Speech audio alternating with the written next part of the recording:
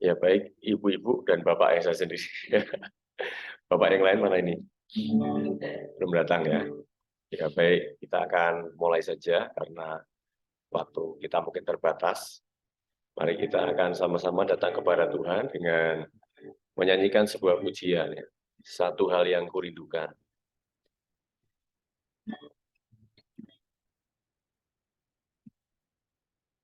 Satu hal yang kurindukan, ya Tuhan, selalu berada di dekatmu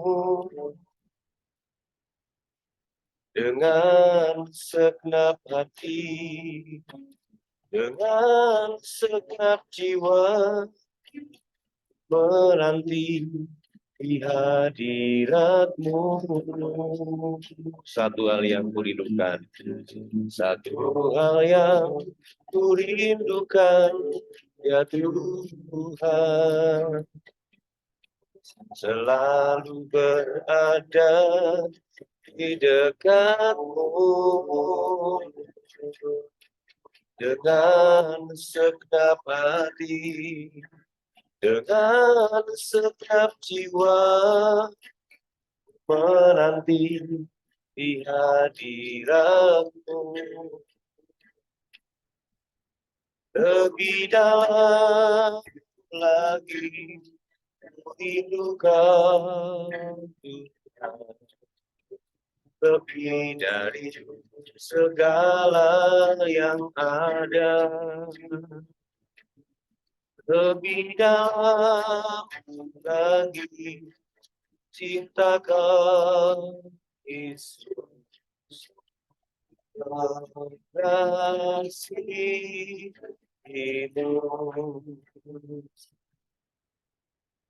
Satu hal yang kurindukan, ya Tuhan, selalu berada di dekatmu dengan segenap hati, dengan segenap jiwa, menanti di hadiratmu. Lebih dalam lagi cinta Kau, lebih dari segala yang ada, lebih dalam lagi cinta Kau, Yesus, mengasihimu. Katakan lebih dalam lagi, lebih dalam lagi untuk Kau, Tuhan, lebih dari segala yang ada, lebih dalam lagi cinta Kau, ku mengasihimu, mengasihimu, ku mengasihimu, mengasihimu, ku mengasihimu.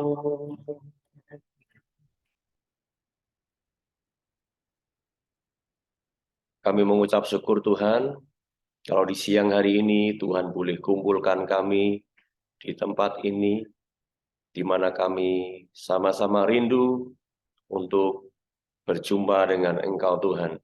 Dan kami percaya ketika perjumpaan dengan Tuhan terjadi, maka hidup kami diubahkan, hidup kami diberkati, rencana Tuhan digenapi dalam kehidupan kami.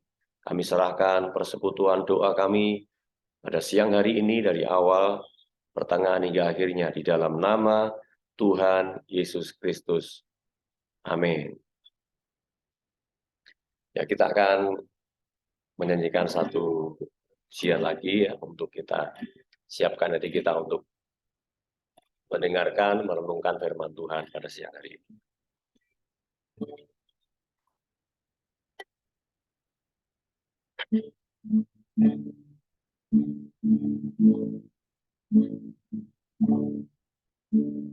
Betapa ku mencintai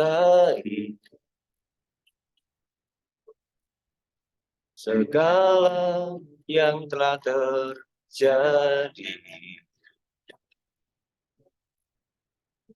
Hidup ini, jangan hidup ini selalu menyertai, selalu menyertai.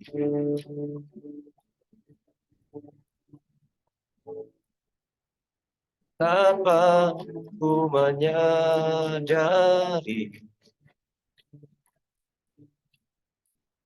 di dalam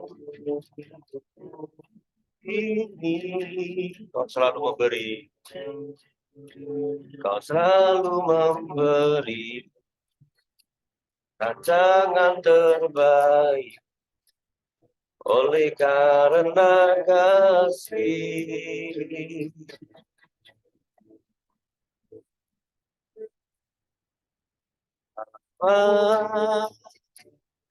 Sentuh hatiku, hidup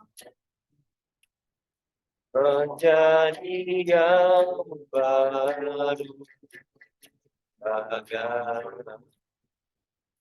hari murni kau membantu bencana hati. Apa ajarku mengerti sebuah kasih yang selalu memberi agar air mengalir yang tiada pernah berhenti. Katakan Bapa satu hatiku, Bapa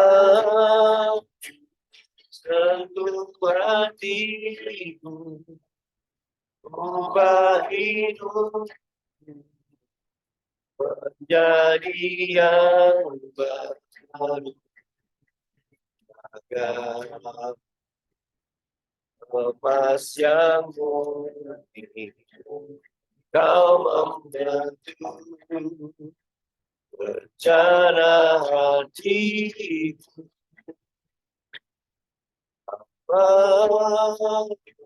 Ajarku mengerti sebuah kasih yang selalu memberi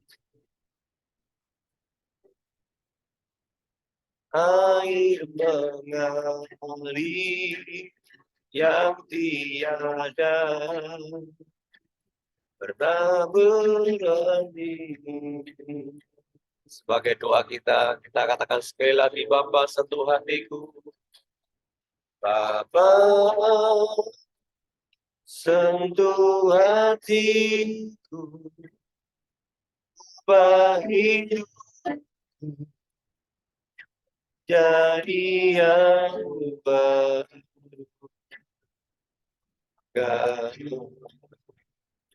lepas yang murni kau membantu rencana hidupku. Apa ajarku mengerti sebuah kasih yang selalu memberi air mengalir yang tiada pernah berhenti, agar air mengalir yang tiada berhenti.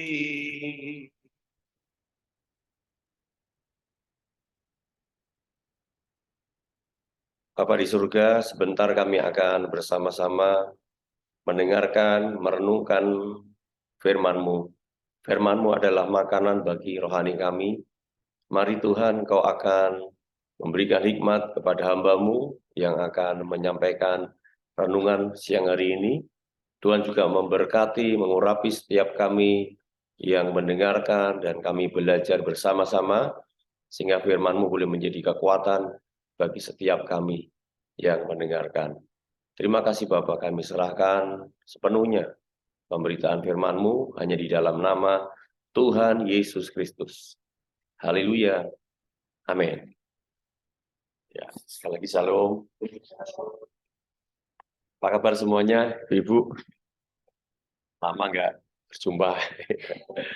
Ya, semoga tetap senantiasa ya bersemangat ya di dalam melayani Tuhan melalui pekerjaan kita ya, melalui pelayanan kita. Ya, baik, kita akan sama-sama merenungkan firman Tuhan pada siang hari ini ya. Kita mungkin pernah dan sering melihat lambang salib ya, lambang salib. Tentunya itu punya arti ya. Tergantung bagaimana kita bisa menggunakan lambang itu ya. Lambang salib juga bisa diumpamakan seperti jembatan begitu. Kita pernah lihat pengajaran tentang keselamatan ya, bahwa usaha manusia untuk sampai kepada Tuhan, untuk masuk surga itu nggak bisa dengan kekuatan sendiri, dengan agama, dengan apapun nggak bisa ya. Hanya bisa melalui pengorbanan Tuhan Yesus Kristus ya di kayu salib. Sehingga dilambangkan antara dua tebing dan di tengahnya ada salib gitu ya. Sehingga salib menjadi sebuah jembatan. Tapi yang ingin saya sampaikan siang hari ini bahwa salib itu ada dua kayu ya. Yang pertama kemana, saudara? Ke atas ya, ke vertikal ya. Yang berikutnya kayu yang kedua adalah horizontal ya, melintang. Ini menjadi sebuah gambaran bahwa kekristenan itu berbicara tentang hubungan ya.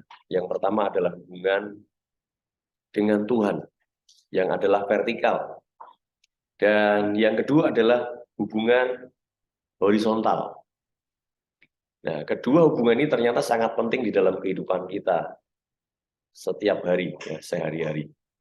Sehingga kita tidak bisa mengesampingkan ya satu di antaranya, walaupun hubungan dengan Tuhan itu menjadi prioritas utama ya di dalam kehidupan kita, namun kita juga tidak bisa mengabaikan hubungan kita dengan sesama.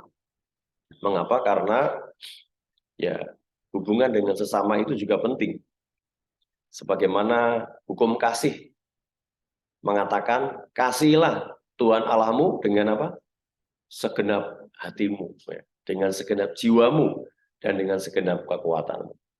Dan yang kedua adalah, kasihilah sesamamu manusia. Jadi ternyata salib ini merupakan ya hubungan ya antara kita dengan Tuhan dan juga merupakan hubungan kita dengan sesama. Nah, semakin kita membangun hubungan dengan Tuhan, maka apa yang terjadi, saudara? Yang terjadi adalah kita akan menjadi semakin dekat, ya. Kita akan menjadi semakin sehati dengan Tuhan, dan kita akan semakin mengerti, ya, kehendak rencana Tuhan, ya, di dalam kehidupan kita. Nah, itu kenapa? Karena doa itu membawa keintiman, ya, dengan Tuhan. Ya, ada sebuah statement yang mengatakan doa itu membawa keintiman. Kita akan menjadi dekat kepada siapa kita berdoa, ya, dengan siapa kita berdoa, dan untuk siapa kita berdoa. Nah, itu akan membawa sebuah kedekatan. Artinya, kalau kita berdoa kepada Tuhan, maka hubungan dengan Tuhan akan menjadi semakin dekat. Ya.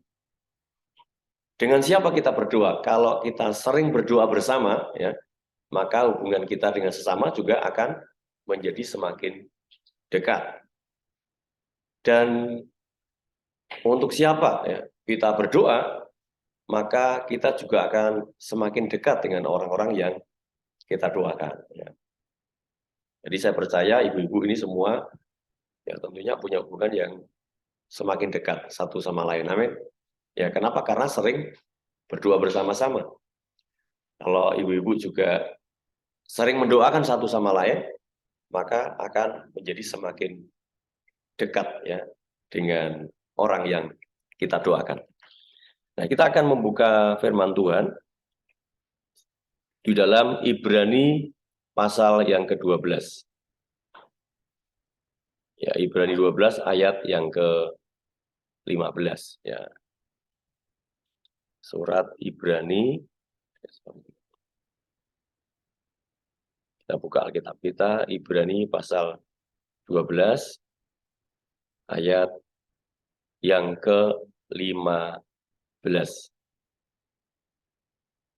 Kita baca sama-sama ya. 1, 2, 3. Jagalah supaya jangan ada seorang pun menjauhkan diri dari kasih karunia Allah, agar jangan tumbuh akar yang pahit, yang menimbulkan kerusuhan, dan yang mencemarkan banyak orang. Kalau tadi saya katakan bahwa kekristenan itu adalah sebuah hubungan, seperti halnya lambang salib, ya, seperti halnya juga dengan hukum kasih, ya, seperti halnya juga dengan doa Bapa kami, ya. Ampunilah kami akan kesalahan kami. Itu bicara apa? Hubungan kita dengan Tuhan. Seperti kami juga mengampuni orang yang bersalah kepada kami. Itu hubungan dengan sesama, ya. Juga hubungan kita sehari-hari. Itu hubungan dengan sesama.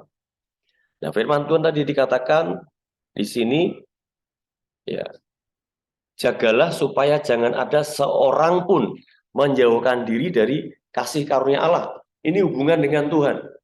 Ya, hubungan dengan Tuhan, menjauhkan diri dari kasih karunia Allah. Di ayat lain dikatakan bahwa marilah kita penuh keberanian menghampiri ya, tahta kasih karunia. Supaya apa? Supaya kita menemukan kasih karunia, menemukan rahmat ya. Namanya juga datang ke tahta kasih karunia. Kalau ibu-ibu datang ke warung ya, warung apa ya? Nasi ayam. Ketemu apa? Ketemunya nasi ayam ya. Kita ke warung kopi, kita ketemunya tentunya kopi. Nah, kalau kita ke tahta kasih karunia atau warung kasih karunia, kita akan ketemu kasih karunia Tuhan. Untuk apa? Supaya kita menerima kasih karunia, menerima rahmat untuk kita mendapatkan pertolongan pada waktunya. Jadi hubungan dengan Tuhan, datang ke tahta kasih karunia itu sangat penting sekali. Selain kita akan mengerti apa yang menjadi kehendak Tuhan, ya hidup dalam rencana Tuhan, ya kita akan punya hubungan yang dekat dengan Tuhan. Sebaliknya, saudara, kalau kita menjauhkan diri dari yang namanya tahta kasih karunia, kita akan jauh dari Tuhan, dan disitulah awal dari sebuah kehidupan yang berantakan, sebuah kehidupan yang amburadul. Seperti anak yang hilang, dia sudah enak-enak tinggal di rumah bapaknya, menikmati segala apa yang dia punya, dia memilih untuk pergi dari rumah bapaknya, ya, jauh dari kasih bapaknya. Akhirnya awal dari kehidupan yang amburadul dimulai ya, sampai dia dalam kondisi yang terpuruk. Bisa pulih hanya kalau dia kembali kepada bapaknya. Ya. Ya. Saya pernah ngobrol dengan seorang hamba Tuhan ya. Ya maksudnya itu memberi masukan ya. Memberi masukan, diskusi lah gitu ya. Untuk kita memberi apa ya? Memperhatikan jemaat gitu ya, memberikan jemaat. Terus hamba Tuhan ini sharing diskusi dan ya cukup menarik juga ya. Biar nggak usah saya cari ya. Kenapa? Kan dia anak ya. Maksudnya Pak, anak itu dia tahu kalau dia hilang dan dia tahu jalan pulang sehingga dia akan kembali ya. Di Alkitab bapaknya nggak nyari katanya gitu ya. Tapi si anak itu kembali. Kenapa? Karena dia tahu kalau dia hilang dan dia tahu jalan pulang. Nah, perumpamaan itu ada dua lagi selain anak yang hilang, yaitu domba yang hilang dan dirham yang hilang. Nah, kalau dirham yang hilang, itu harus dicari. Kenapa? Dia nggak tahu kalau dirinya hilang, dan dia nggak tahu jalan pulang. Sehingga harus dicari sampai ketemu. Nah, kalau domba yang hilang, dia tahu kalau dia hilang, tapi dia nggak bisa pulang. Sehingga domba itu harus dicari, karena tersangkut ya di ranting ya. Tapi kalau anak yang hilang, dia tahu kalau dirinya terhilang, dan dia tahu jalan pulang ya. Nah, nggak tahu ini, ada banyak teman-teman kita mungkin yang nggak bergabung lama, tanda kutip terhilang ya. Nah ini anak dirham atau domba? Ya kalau yang dirham ya harus dicari karena dia nggak sadar kalau dia hilang. Tapi kalau anak, dia akan pulang dengan sendirinya untuk memperbaiki hubungannya dengan Tuhan. Karena Tuhan adalah sumber kasih karunia. Nah di dalam firman Tuhan tadi dikatakan, jagalah supaya jangan ada seorang pun menjauhkan diri dari kasih karunia Allah. Hubungan dengan Tuhan yang rusak, hubungan dengan Tuhan yang buruk, berakibat apa? Hatinya bisa tumbuh akar pahit yang disebabkan karena apa? Karena sakit hati, karena kekecewaan, ya. Kekecewaan itu bisa macam-macam, ya. Bisa karena orang lain, ya, karena peristiwa yang terjadi dalam hidupnya. Saya punya teman seorang pendeta, dia sekarang nggak melayani dalam arti nggak bergabung di sebuah gereja lokal. Ya. Saya cari tahu kenapa, karena dia pernah mengalami kekecewaan dengan Tuhan, karena anaknya dipanggil Tuhan, meninggal. Ya. Dia berpikir menurut versi dia, saya sudah melayani Tuhan, sudah memberi yang terbaik, kenapa anak saya dipanggil Tuhan? Nah, sejak itu dia mutung, ya, nesu sama Tuhan. Padahal dia seorang hamba Tuhan, seorang pendeta. Ya. Nah, pendeta saja bisa juga mengalami luka ya di dalam hidupnya. Tentunya semua juga bisa mengalami. Kalau apa? Kalau kita jauh dari yang namanya kasih karunia Tuhan. Ya. Nah, kalau kita sudah mulai apa, saudara, terluka, ya, kecewa, dan itu nggak disembuhkan, apa yang terjadi? Alkitab berkata apa? Agar jangan tumbuh akar yang pahit, yang menimbulkan kerusuhan, dan yang mencemarkan banyak orang. Ya, ternyata kepahitan, akar pahit itu bisa menjalar. Ya. Namanya akar pahit. Ya. Kayak kalau penyakit itu kayak kanker ya, ada jaringan ya, jaringan dalam tubuh yang menjalar itu mencemarkan banyak orang. Nah, kalau orang pahit itu kan sukanya menggosip ya, gosip cerita, nah akhirnya yang diceritain, oh ya benar-benar gitu ya, terus menjalar dia cerita lagi, akhirnya mencemarkan banyak orang. Nah, Tuhan berpesan kepada kita siang hari ini, ya untuk apa? Yang satu, memperhatikan ya hubungan kita dengan Tuhan hari-hari ini ya. Apakah kita bersemangat? Apakah kita tawar ya? Apakah kita termasuk orang yang rajin ya?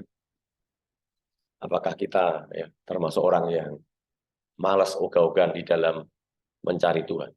Kenapa? Karena akibatnya tidak hanya hubungan kita dengan Tuhan yang rusak, hubungan dengan sesama juga akan menjadi rusak, juga akan menjadi buruk. Dalam ayat lain, Tuhan itu, tanda kutip ya, sampai merelakan ya, penundaan orang yang sedang mempersembahkan sesuatu kepada Tuhan. Stop ya, persembahanmu berhenti dulu. Kenapa? Karena hubunganmu dengan sesama ada yang nggak beres itu ya. Tanda kutip seperti rela untuk ditunda dulu sebelum kita memperbaiki hubungan dengan orang lain. Ayatnya tertulis di dalam firman Tuhan.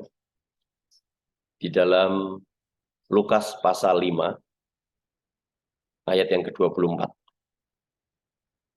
Ya, Lukas pasal yang ke-5, ayat yang ke-24. Ya, kita akan baca bersama-sama ya. 1, 2, 3. Tinggalkanlah, benar ya? Atau sebentar saya ngopinya nggak komplit. Tadi Matius ya? Oh Lukas ya, sorry. Lukas 5, ayat 24.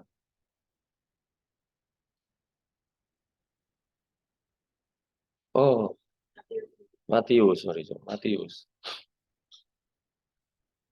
5.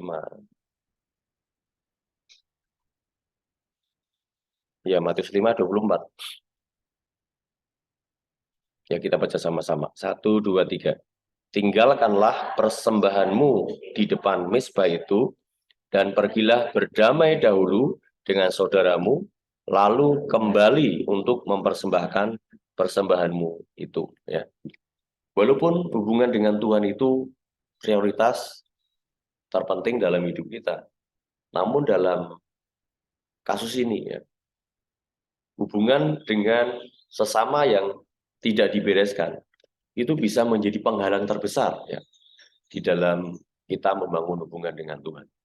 Karena itu menjadi penghalang sehingga Tuhan berkata, tinggalkanlah persembahanmu di depan mezbah itu, dan pergilah berdamai dahulu dengan saudaramu, lalu kembali untuk mempersembahkan persembahanmu itu. Ya.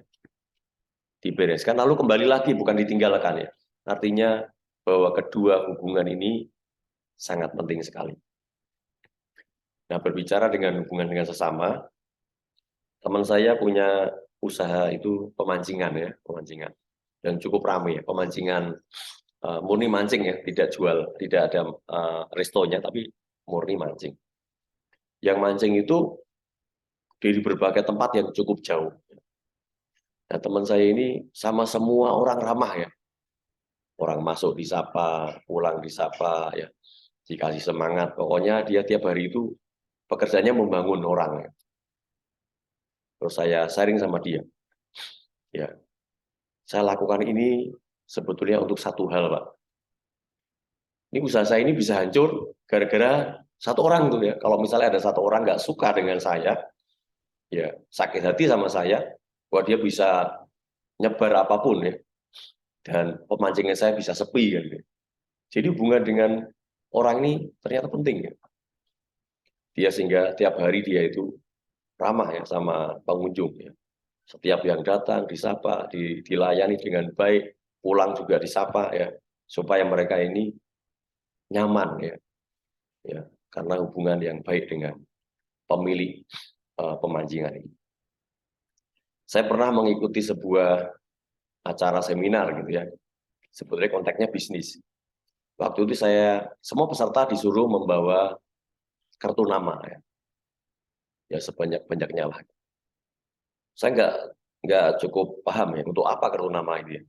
Tapi ketika hadir dalam acara itu, maka kita disuruh membagi kartu nama itu kepada semua sebanyak-banyaknya gitu. Akhirnya semua bersebar semangat bagi kartu nama.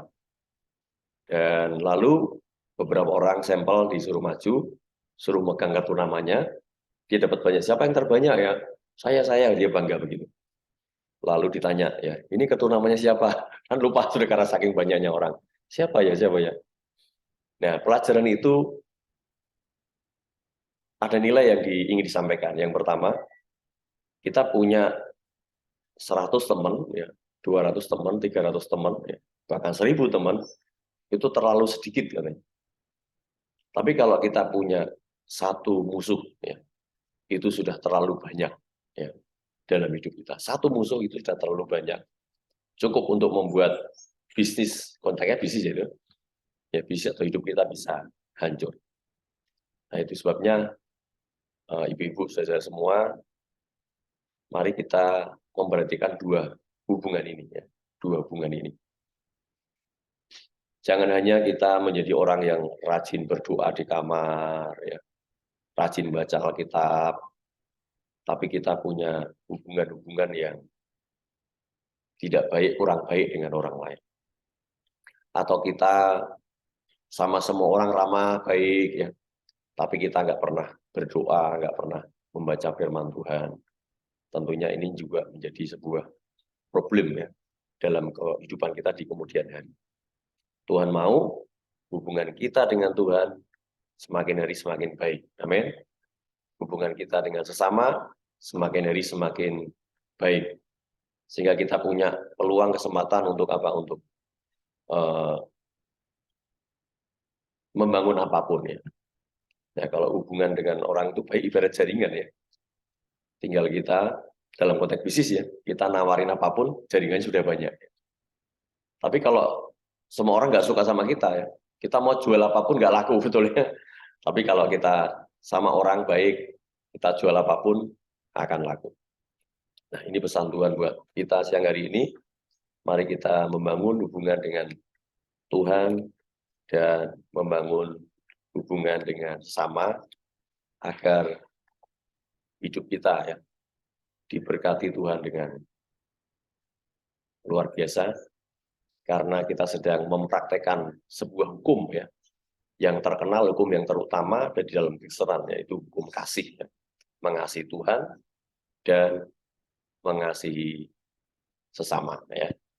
Baik, kita akan berdoa bersama-sama. Namun saya mau beri kesempatan kalau mungkin ada yang mau feedback ya renungan kita, mau ada yang sharing ya, bersaksi ya, atau bertanya ya. Mungkin 1-2 orang ya. Dipersilakan. Supaya kita nggak ngantuk, kalau kita ngomong nggak ngantuk ya. Kalau saya nggak ngantuk karena sedang ngomong ya. Nanti kalau saya dengerin juga ngantuk. Ya silakan ibu-ibu ya. Masih ada waktu ya. Kalau kita punya kesimpulan itu kalau kan itu kan ibadahnya tentang gitu ya Pak. Terus bacaan rajin, kemudian tetapi kalau ada satu orang yang memusuhi apapun hubungan kita tidak beres dengan seseorang itu kan terus di hadapan Tuhan itu kita itu seperti apa? Maka itu benar. Seringkali kan kita itu sering apa ya maksudnya itu ibadahnya kita ngomong tadi seringkali itu dengan kita berdasarkan kan tapi karena kita disakiti kita ya, cinta dengan orang itu apakah itu tidak memperbaiki kita? Iya, ya tentunya akan menjadi sebuah hambatan. Namun memang dalam kasus-kasus tertentu tidak mudah ya kita ini untuk bisa berdamai ya dengan apa dengan seseorang. Untuk itu kita kan hidup di dalam pimpinan Tuhan ya, dalam pimpinan Roh Kudus. Kita akan disempurnakan setiap hari dan Tuhan itu akan membimbing ya untuk kita ini berhadapan dengan kasus-kasus problem-problem dalam hidup kita, mana yang terlebih dulu untuk diselesaikan ya. Tidak bisa kita selesai dalam 1 hari. Misalnya kita dengar firman Tuhan ini, coba kita inventaris kepada siapa kita sakit hati ya. Kita ingat-ingat jadi banyak, kok akeh men gitu ya. Banyak sekali ya. Nah, Tuhan akan menuntun ya. Kita akan lakukan rekonsiliasi, pemberesan ya kepada si A, si B, tentunya berharap ya, bertahap satu, sampai memang targetnya itu ya Tuhan mau semua orang ya, semua orang. Ya. Tapi yang jelas pasti itu menjadi kendala. Karena kita ini egois kalau kita manusia yang seharusnya dihukum, ya. Harusnya kita tidak layak ketemu dengan Tuhan. Tuhan mengampuni kita, apapun latar belakang kita, ya. Seberat apapun dosa kita, kita aja diampuni, ya, tuntas, ya. Dilupakan, ya, segala pelanggaran kita, masa kita masih nyimpan, ya. Teman saya cerita, ya, setiap dia di jalan, kalau kebetulan dia di belakangnya truk sampah gitu, dia nangis gitu. Lu aneh kan, biasanya orang jadi nggak suka, ya, jadi bau, ya. Dia nangis, ya. Kenapa kamu, ya? Dia bilang, saya jadi ingat hidupku, ya. Hidupku itu dulu kayak sampah ini, ya. Sekarang saya diubah Tuhan, ya. Diberkati Tuhan, dipakai Tuhan, ya. Jadi dia nangis, ya. Nah kita semua ini kan sampah, ya. Kita orang berdosa, kita sudah mendapatkan pengampunan Tuhan, ya. Ya tentunya kalau kita punya kesulitan-kesulitan, kita butuh support orang lain, ya, untuk didoakan, ya, untuk dikuatkan supaya kita diberi kemampuan, walaupun satu orang, ya Bu, kita harus bisa selesai, ya. Jadi tidak ada terkecuali, ya, semua harus selesai walaupun itu satu orang, ya. Dalam konteks bisnis saja satu orang itu menjadi musuh, ya, musuh yang terlalu banyak. Apalagi dalam kekristenan, ya, kita punya satu orang yang kita benci menjadi ganjalan, itu akan menjadi hambatan terbesar dalam hidup kita untuk mengalami pertumbuhan rohani. Gitu. Mungkin itu, ya. Ada yang mungkin hanya satu tok, ya. satu saja, ya. Orang yang melukai kita tentunya bisa lebih, ya. Bisa 2, 3, banyak. Nah, Tuhan akan tuntun nanti, ya. Langkah demi langkah, ya. Semua akan beres, ya, pada waktunya, ya. Amin. Iya. Terima kasih Bu Elina untuk pertanyaannya, ya. Satu lagi sebelum kita akhiri. Bu Novi?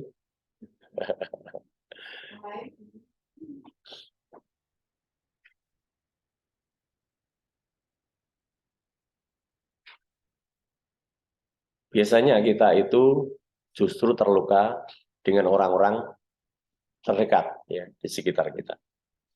Karena kita tidak akan mudah terluka dengan orang-orang yang jauh dengan kita.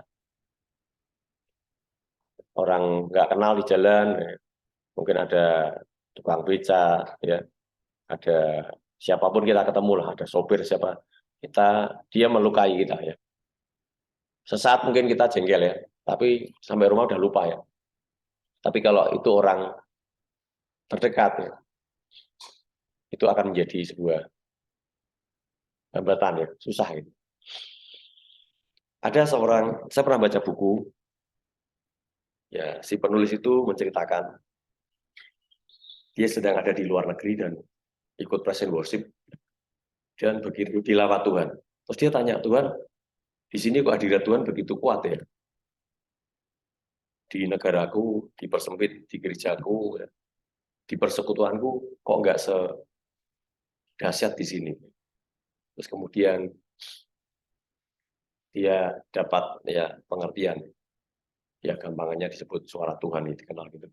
Coba kamu toleh sebelah kanan ke kiri, ya, buka belakang. Kenapa? Ada apa dengan mereka, Tuhan? Kamu kenal enggak? Nggak kenal. Nah, karena kamu nggak kenal, kamu nggak punya masalah dengan mereka. Sehingga kamu hanya ingat, hanya bisa fokus hanya kepada Tuhan saja. Nah, sedang kalau kamu pulang, ya, di gerejamu, ya, kamu noleh sebelah kanan, dia melukai kamu. Ya. Di sebelah kiri, itu pasanganmu yang menjengkelkan, ya. Yang belakang, ya, dia utang belum bayar, ya. Ada banyak orang-orang yang berinteraksi dengan kita, yang berurusan dengan kita. Akhirnya itu menjadi sebuah hambatan kita datang kepada Tuhan. Ya. Nah, sedangkan si penulis buku ini, dia nemukan bahwa tidak ada satupun yang kenal, ya. Jadi semakin dekat, semakin kenal, kalau orang itu buat kesalahan dengan kita, akan mudah membekas, ya, gitu, ya. Tapi kita sudah dengar firman Tuhan siang hari ini, semua harus diselesaikan. Amin. Tidak boleh disisakan. Satu orang pun, Tuhan bilang, tinggalkan persembahanmu, pulang dulu berdamai, ya, baru kembali mempersembahkan persembahanmu. Ya. Jadi anggota persekutuan PD Efrata, tak ada satupun sisa di hati kita luka-luka ya sakit hati, apalagi kalau sampai kepada akar pahit ya. Sebelum berakar kalau hanya masih ya benih-benih itu ya segera diselesaikan. Lewat apa? Lewat saling mendoakan, cerita aja kepada teman-teman ya sehingga bisa diselesaikan segala masalah yang ada dalam hidup kita ya. Ya baik, itu saja yang dapat kami sampaikan, kiranya boleh tertanam di hati dan direnungkan setiap hari dan dipraktekkan oleh pertolongan Tuhan setahap demi setahap dari kasus yang paling berat sampai kasus yang teringan ya, sehingga semuanya boleh clear dan kita menjadi anak-anak Tuhan yang punya hubungan dengan Tuhan yang baik, dengan sesama yang baik ya. Tuhan memberkati ya. Kita memuji Tuhan, kita berdoa.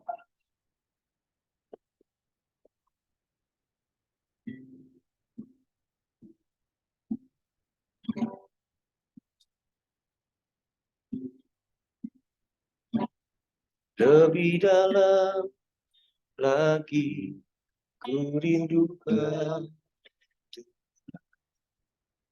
lebih dari segala yang ada,